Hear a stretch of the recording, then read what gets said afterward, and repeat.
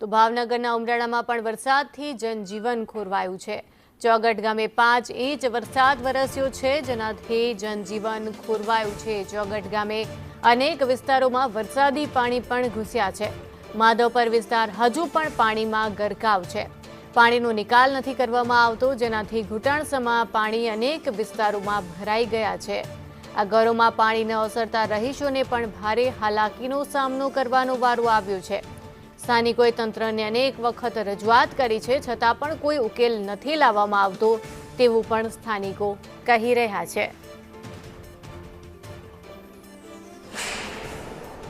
ત્રણ દિવસ થઈ ગયા છતાં પાણી ઉતર્યું નથી અને અમારે દરરોજ શાક બકાલું ને વસ્તુ લેવા જવાની બહુ તકલીફ પડે છે અને નાના બાળકોને બાળ મંદિર નિશાળે જવું હોય કોઈ તકલીફ પડે છે અને ઘરમાં પણ ગોઠણસમાં પાણી ભરાઈ ગયા છે અને તંત્ર કાંઈ સાબદું થતું નથી ને સરપંચ ધ્યાન આપતા નથી।